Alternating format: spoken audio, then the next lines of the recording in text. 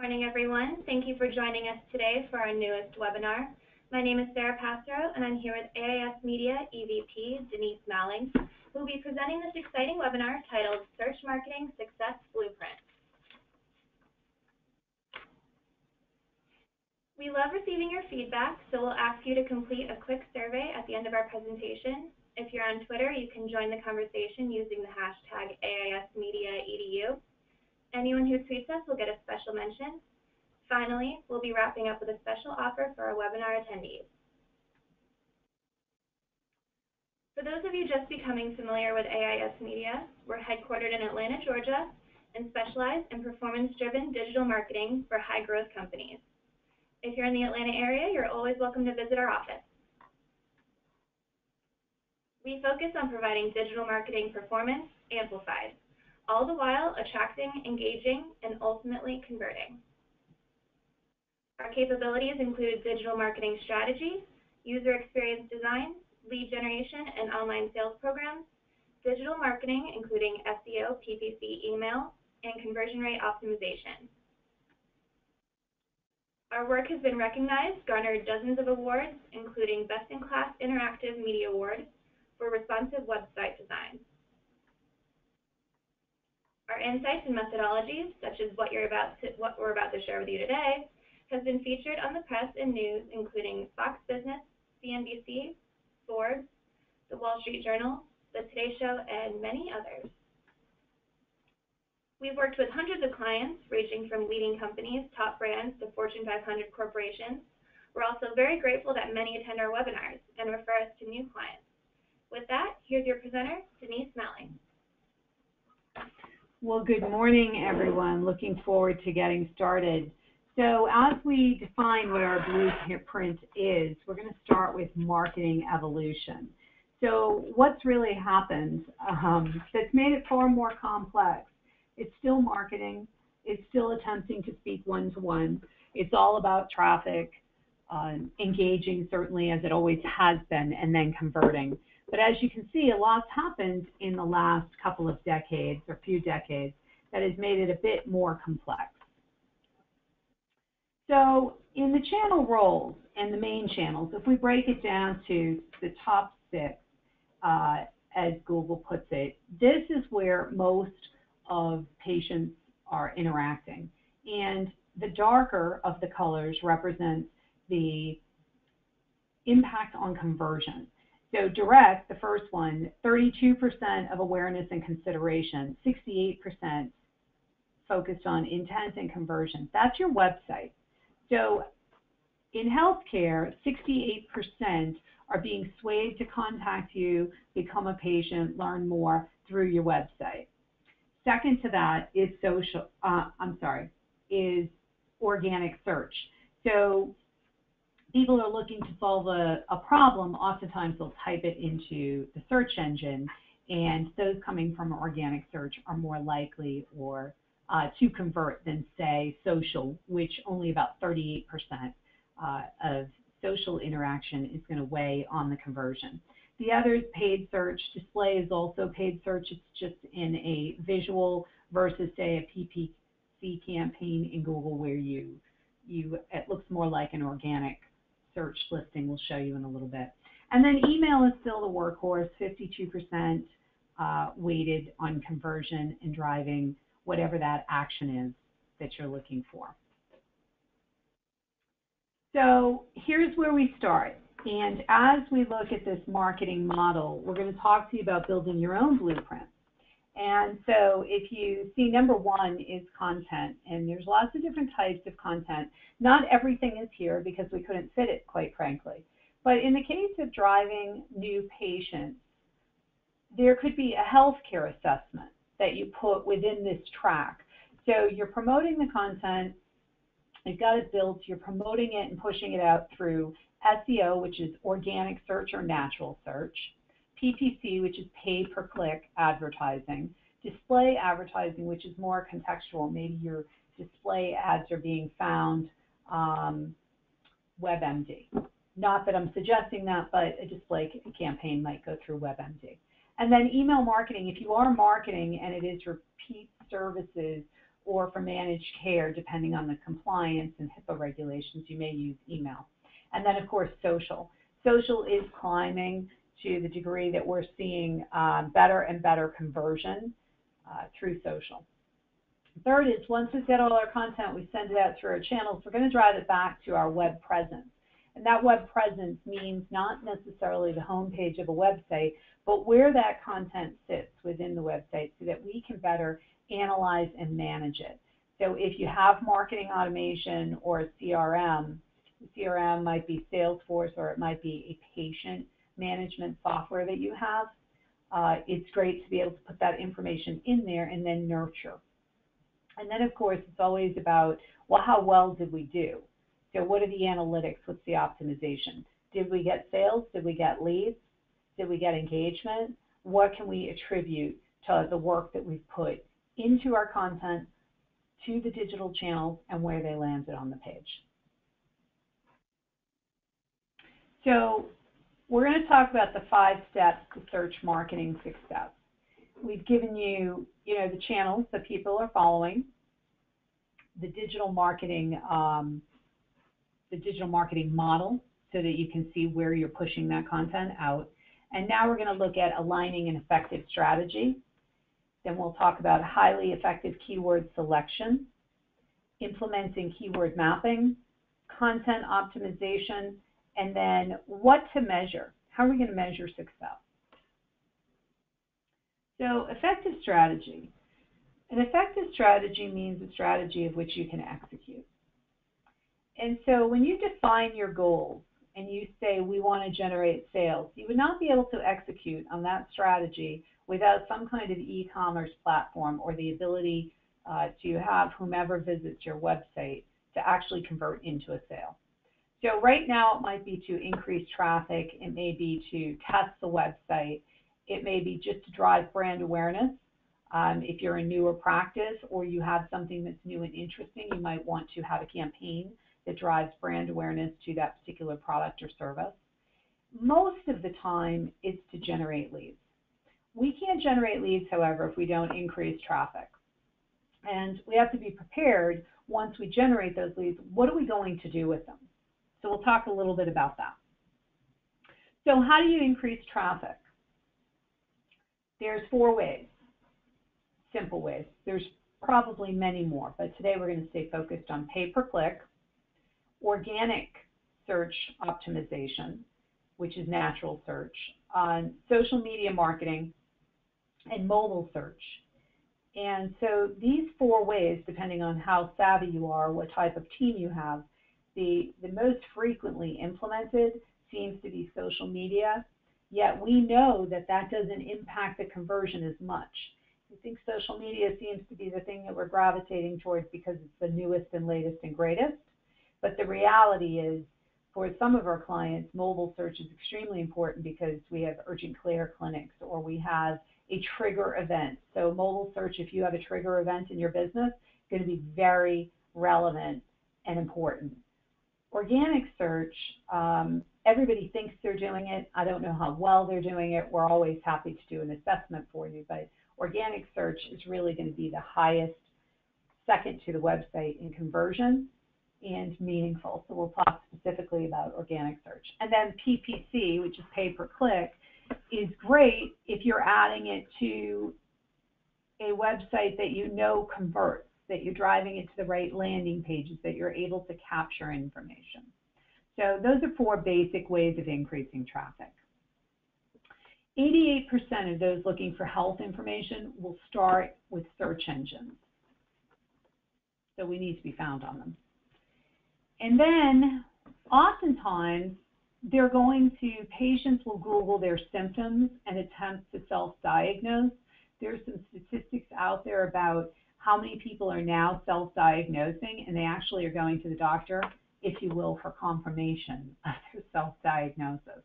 But here's an example, knee injury from running. And I think this is a good example because what you don't see here when you look at this, you see there's 32,400,000 results. What you don't see here is advertising. You see articles and information on a knee injury from running. A knee injury from running, however, doesn't tell us where in the journey our patient is. So maybe they just got an injury, or maybe they want to know what the injuries might occur when they start running, and you can see the options are running on a treadmill, downhill, diagnosis. So they're very early in the patient journey, but that's what our patients are doing, is they're starting with the self-diagnosis before they get to the point of choosing whom they're going to go see for whatever it may be. So key search behavior facts that we know. 89.82% of people are going to click on the first page of search results. And what happens is if they don't like what they see, or it's obvious that that wasn't what they were looking for, then they type in again versus going to the second and third page. And that's really important, because who's going to be on the first page? How do you make it to the first page? How do you compete with big hospital systems if you're a practice offering a competitive service? 45.5% couldn't distinguish paid versus unpaid ads, and I think as marketers we all know what they are, right? We know, and even Google has put ad in yellow to show that that's an ad, it's a paid ad. And some of us have disdain for ads, and I'm not really sure why. My opinion is, well, if they're willing to pay for that placement, whatever it is I'm looking for, surely I'm going to land on a page that makes sense. It's unfortunate most PPC campaigns are about volume and spending money versus being accurate. That might be where it comes from. 33%, this isn't listed here, but it's stated about 30 to 33% of people searching will click on the first organic listing, which means that they might click on tech dentistry in this case. More likely, Atlanta Dentistry by Design is where they're going to click, if they don't click on the paid ad, if they don't click on the map. So understanding the difference between paid and organic is extremely important, and to know what kind of results can you get. Still, people, about 42% are clicking on paid ads on a regular basis. So there's still a reason to do it, especially because you can turn it on, you can test, you can get very specific with your ads. You don't have to be generic. You don't have to burn through a lot of money. And if you have a paid ad along with an organic listing, it ups the chances, obviously, that you're going to be clicked. So it works in tandem. It's not a paid versus organic. It's paid and organic that you want to consider. Social sharing is also propelling organic search rankings, and Google Plus is really where it propels it, because Google Plus is owned by Google. Google Plus was coming out to really compete with Facebook. What's interesting, it just didn't quite get there. So it's doubtful that Google's just going to let it go. So what's going to happen is most likely it's going to change, as it has, into this kind of a ratings and review site owned by Google, which means that you're better positioned when you have a Google Plus page. So say we always have key takeaways at the end of the webinar, but most importantly right now, if you don't have a Google Plus page for each one of your locations, or you're not working Google Plus, go do it. Do it as soon as you can. Because as you can see, it's coming up, and it's coming up organically, and it's coming up before the other rankings in many cases. Maybe not all of the cases, but many cases Google Plus is going to give you a better opportunity to be found at the top of the search engine without, say, as much work as PPC or search or organic search. 90% of patients trust medical information shared by peers. So that's the other reason that you think that social media has become so big, and we're all attempting, right, to find out how do we lead to engagement and convert. People not only believe the opinions of their peers and or sometimes strangers, because there are many other sites that they can go and they can compare you against, but they oftentimes will buy into the organizations, not the products, but who that organization is. we're going to share a case study with you later that I think will help put this in perspective. So if you are doing social and expecting conversion on the other side, there's a couple of ways that you can go about doing so. 41% say social media would affect their choice of a specific doctor. And social media has been gone beyond Facebook, LinkedIn, Instagram, Pinterest, YouTube. It is now also ratings and reviews. So here in Georgia, we had Kudzu, which is a big ratings and reviews site. There's Angie's List for contractors and service providers. There's Health Grades for doctors. There's Yelp. There's YP has a reviews mechanism. Facebook now actually has a reviews mechanism where you can enable it or not. But it's important that if we're looking for ratings and reviews, that yours are highlighted and that they're good. Okay, moving on to mobile. So mobile surpassed desktop at this point. These numbers are from 2011 through 2016. This year, it basically crescendoed, and now it's going beyond desktop. If you don't know how many visitors you're getting from mobile, you can go into Google Analytics and find out. This is important because you want to make sure that when you're doing any type of advertising that you are hitting the mobile market, especially if you have a trigger event. So when it comes to patients, when I'm going to the dentist, I'm going for my twice annual cleaning. That's not a trigger. When I have a really bad toothache, that's a trigger. I might not call my current dentist. I might need to get in touch with my dentist that's right there. If I am going to get a filler or Botox, I will most likely have more time to search who I want to go to. When I have almost lobbed my finger off by using the mandolin in the kitchen, I don't have time for that. I'm probably going to go on my mobile phone and find out where the most quickest urgent care clinic is, if I can hold on, or I'm going to end up at the emergency room.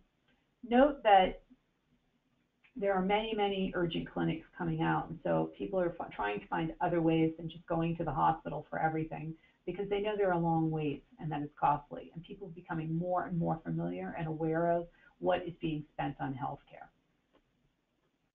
So today, more than 63% of the traffic to our website comes from mobile devices. That's by Paul Matson, who's the CMO of Cleveland Clinic.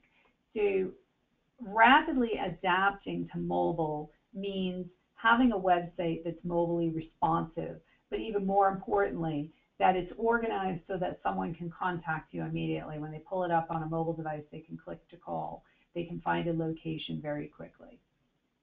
And then, of course, mobile search, local, optimized specifically for mobile.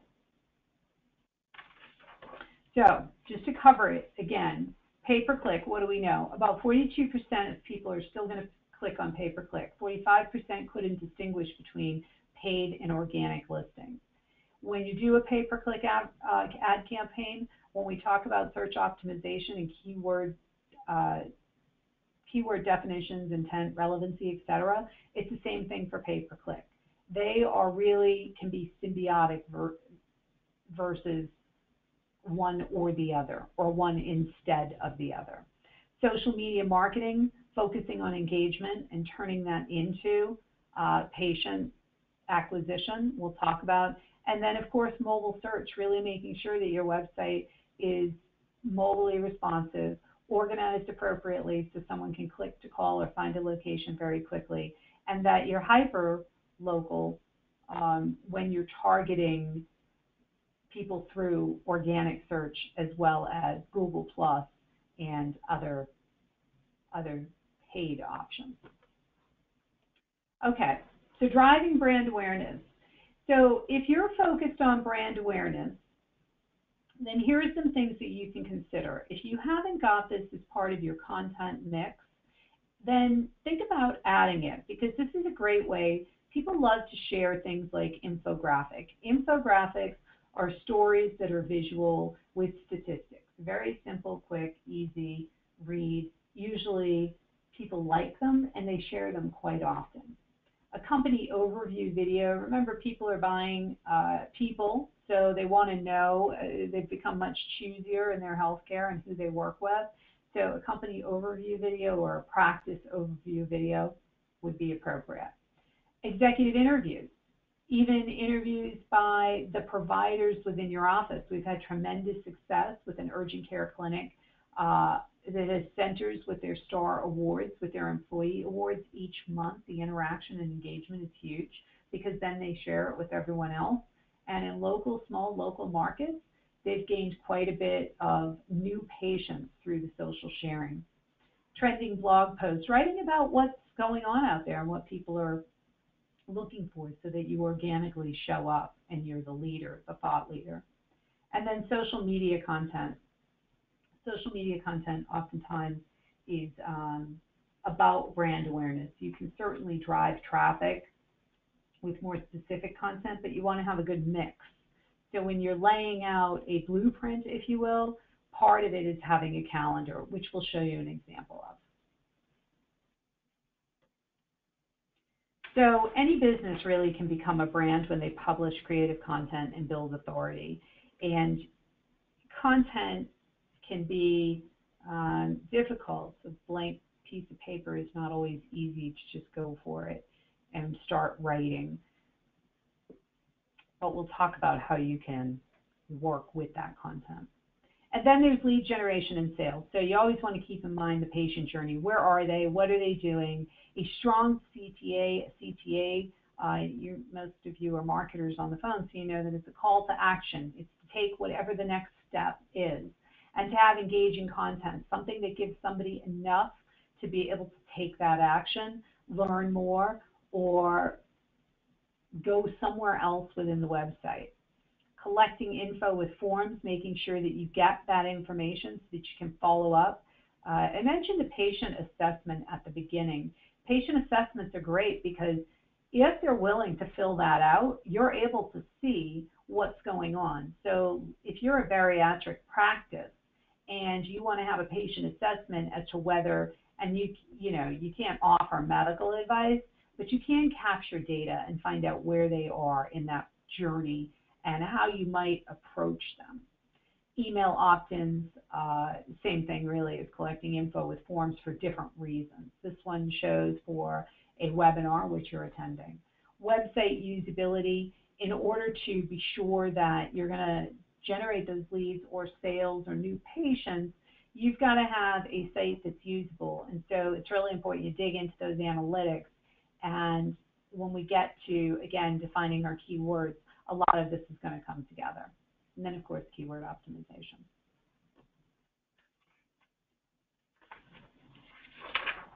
Okay, so let's go to keyword selection. So a lot of clients, and over the years, just being in the business as long as we have, search has certainly changed significantly, and even this year, more significantly. And so it's not about how many keywords you have on page one. It really isn't. It's about the more specific and less broad keywords you choose. It's about being where your competitors are when they're winning, when something is happening, when there's volume and intent, and that they're relevant. In having a keyword that's relevant. So the way Google works, if you're really defining a blueprint, then you really want to understand what your goal is and what the relevancy of the terms are. The relevancy of a term means that if I am wondering about a knee or injury from running, that the content on that site is relevant to that term. Additionally, there's a thing called close variances. And so when you do a PPC campaign and you choose your keywords, if they're more broad and less specific, then you may run into having paid for 1,000 times over the course of a year for keywords that you never expected to pay for. So relevancy is really important. And then intent, the intent. So for those practices, let's take a aesthetic center, right? How best lotion to remove cellulite. Okay, that's not a high intent phrase at all. Cellulite lotion, not high intent, because they don't sell lotion. Maybe they sell a solution to get rid of cellulite. So, cellulite procedure, cellulite surgical procedure, non-invasive cellulite procedure. But cellulite lotion, not intentional. So when you look at your list of keywords, it's really up to you to say, is that intentional? Is there a how-to in front of it and I'm not WebMD or Home Depot? Not that you would compete with Home Depot, but you might compete with WebMD. The good news is that WebMD, everybody knows what it is. So if they are actually looking for, let's say, an oncologist, then they're probably not going to WebMD. If you're looking for oncology, then they may go to WebMD. But they're also at a different phase of their journey. If I'm just looking up at this point, oncology, the likelihood is that I'm early in my journey. So unless you're planning on writing a lot of content about oncology, why not write about the oncologist that you have on staff in that area so that when they are ready to pick an oncologist, they find you. So that's relevancy and intent. And being found under, say, the top, you start with 25 keywords, and then you have 50 other what we call seed keywords. But you do have to have a page for every keyword. So let's say take a little bit deeper of a dive. So here are high-value keywords. And so you're going to look, and you're going to see the search volume, and you're going to say, well, come on now, that's not high value, that's not a lot of search volume. Well, actually, Podiatrist Atlanta is intentional and relevant if you're a podiatrist, because somebody's looking for a podiatrist in Atlanta. Then you have Northside Podiatry, and you can see that that's found under all the positions. So basically, Northside Podiatry is dominating. So what are they relying on there? That's a brand. So they're relying on people to know their brand. So are you optimizing for your brand keywords? If we have a health imaging center that does quite a bit of television and radio advertising. So they should dominate the first page when you start to type in any form of what their company name is. So Atlanta Podiatry, Podiatrist Atlanta, very high value keywords. High value, not high volume. And maybe Northside. Northside is a large hospital here in Atlanta. Maybe that's not enough volume for them, and they can go ahead and spend much more time on other things. But the point here is it's about the keyword itself. Best hospital in Atlanta, 110 search volume, they're number 9. I hope they got there without much effort, because that's not a high intent or relevant key term. That's just somebody at the beginning of the journey wondering what's going on in Atlanta, and they may not even live here. It may be somebody searching for a new position at the best hospital in Atlanta. Maybe they're moving here. So we're now so far removed from the conversion that we should not be focused on that keyword. What you do want to focus on is grab the keywords that you can grab and really look at 3 months. 3 months is what it should take. Some companies will tell you 4 to 6 months for search optimization. Do it right, do it well, do the work up front, and you start to see really tremendous growth within just a few months. And it takes time to get ranked on page 1, and you should see those numbers go up each and every month. And if you're brand new and you have a brand new domain and you're launching or opening a new practice or center, then it might take a little bit longer. But for the most part, you should see something in 3 months. All right, let's look at keyword mapping. So we've talked about relevancy, intent, etc. Now this is probably one of the most important things you're going to take away today is keyword mapping. So the keyword mapping process is a 7-step process. First, you identify the keywords. We just talked about what those are. There's lots of tools that you can use. Perform a content audit. That means know what you've got. We'll show you a couple of slides there. Identify the pages with high relevance and topical value for those keywords. then create more focused content to populate on those pages. And you can map a single keyword to a single URL. 500 words per page minimum, one keyword. Then go optimize the pages and promote the pages. So if you are a practice versus a hospital system, a practice might have 30, 40, 50, 75 pages when it's all said and done. So what do you do when you have a 20, 25 page website? You figure out what your top 15 to 20 terms are. You map all of the pages. Then you start writing blogs or building new pages. Let's take a look at content. Okay, so to the left, those icons represent for a client. It's somewhat confidential data, so we're not going to name the client, but it represents who they're speaking to. And if you don't have personas, that's okay. I'm sure you probably heard about them. It's okay if you don't have personas. Look at the top.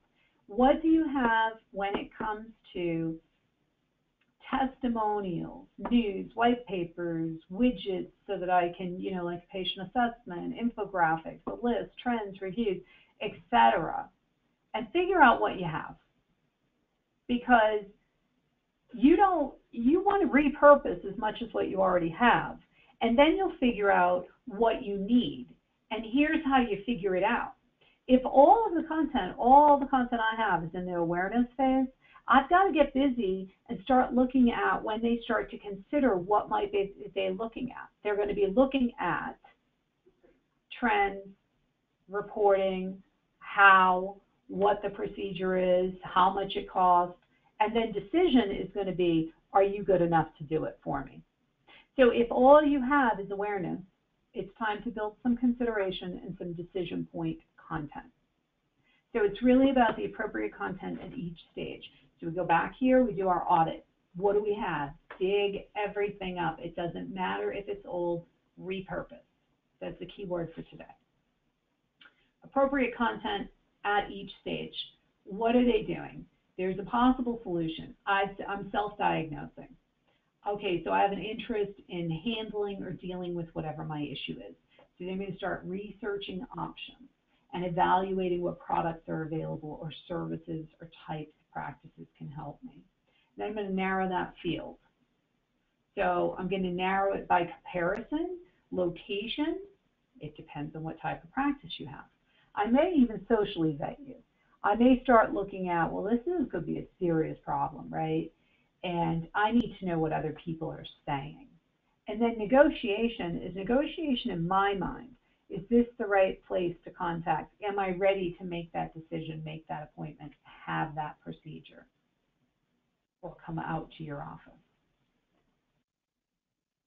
So here's the keyword map. So the keyword map, this is a dairy association. There are groups. The groups are home, dairy farming, dairy recipes, schools, dairy nutrition, and about us. And basically, you can see, we're going to go focus on that green group. That's dairy farming. And we have animal care, safety, facts, dairy farmers, and June Dairy Month. Now, we have the search volume to the right, but if you look at the top three, it's cow facts, dairy cows, and dairy farming. So dairy is going to be one of the keywords, and cow, dairy cows. Okay, so you can have one page with very similar keywords, that close variance. We could not have cow facts and then homemade salad dressing on the same page. That wouldn't make sense. And then if you look at safety, it's all about milk, hormones, homogenized, milk process, milk production, milk in cows, milk, milk, milk. Apparently, milk is the key word. And so we're going to write on that page all about those keywords. Same thing with dairy facts, dairy products, milk facts, milk products. So it's dairy, milk, products, and facts. It may be, a variance of 2 to 3. You want to be careful that you don't try to what they call keyword stuff a page. So the way some websites are built, that they run on and on and on and on. That's called parallax design. You just keep on scrolling. or when you click the menu, really all you do is jump to the bottom of the page. This is a problem for organic search. So if you've done that with your website, there are ways that you can figure it out without having to completely redo your website. But it is something to consider going forth, is each page really should be focused on a keyword or a close variant of that keyword. Okay, so before we move on to content optimization, I want to just go back to this slide for you. So this is your 7-step process. How long does it take? If it takes you 30, 45, 60 days, it's worth it. Don't skip this process. Okay, let's move on to content optimization. So content optimization, I just mentioned the whole web design thing. You don't want to really get too far into that, but keep in mind that if you begin search marketing without a website that is designed appropriately, you're going to run into more cost. It's going to be time and money. So which comes first? It's going to be keyword research and then designing the site around that. Because the site needs to be optimizable. And some people will, everybody has an opinion on what that is, but there are programs that we use to run tests that are very objective. We don't have an opinion about it. We just want to make sure the website works and can be optimized. So when it comes to content optimization, you've done your content audit, repurpose, focusing on original content. Whatever you have can be rewritten. It's your content. It's original. Adding the various types and forms improve SEO. A good photo, because now photos, videos, basically universal search results include everything and anything you have going on out there. Twitter feeds are search optimizable as well. Not quite yet. Facebook, Instagram, others are coming. You get lift. You get lift with photo gallery. You get lift with video. A lot of people say for plastic surgery, the before and afters are extremely important to making the decision, but nobody really wants to see them, but everybody wants to see them. So if you think by showing only beautiful people on the site and not real people, people like to see real people, and if you can get a good photo, or you have a photo gallery or a video of real people, you'll make much greater headway than just having the beautiful stock or making people too beautiful. In that circumstance, it's the same thing for teeth, probably weight loss as well when you have bariatric surgery. So now let's look at what do we do? How do we pull all of this together? How do we make this happen? Really, it's about creating a content schedule and getting ahead of the game and knowing that this is the piece that we're pushing out. This is our direction on a monthly basis. Every day we're going to be pushing this out through social, that through our blog, and we're going to be using that same content because it all leads back to our website and the landing page that has that content, so that we have a nice low bounce rate. A bounce rate means that people are staying, they're sticking, they're on the site, they're taking action, they're moving through the site. So creating a content schedule or calendar is very important, and it can be really simple. You can literally go into Outlook, find an empty calendar, print it, and just write down what it is that you're going to do. So create that schedule and just stick to it. And you know what? If you miss a day, you miss a day. But at least you know what you're doing and you're not fretting about how am I going to come up with 140 characters. It's very hard to come up with 140 characters. So start with a blog post. Start with something even bigger. Put it on your blog, then put it on Facebook, Twitter, Instagram. Start with something bigger, because I know there's an old adage in marketing is I didn't have time to write you a short note, so I wrote you a long letter. People don't like to read. So that's why Twitter is so popular. And then in repurposing content, I don't really want to beat a dead horse, but let's face it, changing format and audience and repurposing and putting it out there, and even a few months later revisiting as long as it's still relevant, will improve SEO.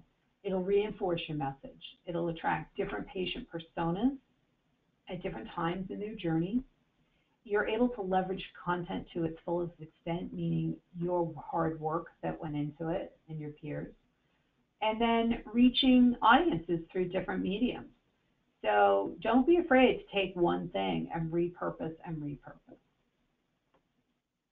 So urgent care clinic, interesting is the trended stack report that we did. A urgent care clinic, urgent care is probably a very competitive, high volume key term. So what do? We did exactly what we told you to do earlier. We looked at relevancy, intent. We didn't want to be too broad. We didn't want to be too specific that we didn't have enough search. But we're gaining quite a bit in the engines. And really, how we measure it, this is great, 900%, 5 months, that's the exact number. But on the other side, what we look at is how we measure it. And so I think that's going to be really important, is how do you measure success? How do you know that you're moving in the right direction? So channels driving the most traffic. So I just showed you a 900% increase. The reality is when we meet with this client on a monthly basis, we have to tell them what channels are driving the most traffic. Where is the business coming from? And as long as organic is driving a tremendous amount of traffic, then we're driving a tremendous amount of traffic through organic. If it's got the lowest bounce rate, that's fantastic. What are we doing for PPC? What are we doing for social? Social has some of the lowest bounce rates out there. So if people are going to take the time to read your content, it's amazing. They go all the way through. So going back to social media, I wouldn't say abandon it. I'd just say get more specific. Have a little bit better of a mix where it's not just your promotional, but don't always promote everyone else. It's good to have traffic coming back to your site from social, because it's a qualified traffic typically. And then what are your rankings? We showed you lots of bar charts. That's where you start to look at your rankings. But we only care about the rankings and the number of rankings if we have the keywords that we want on there that are going to drive the right traffic. So you can't forget that. Site visits. You always want to look at new site visits.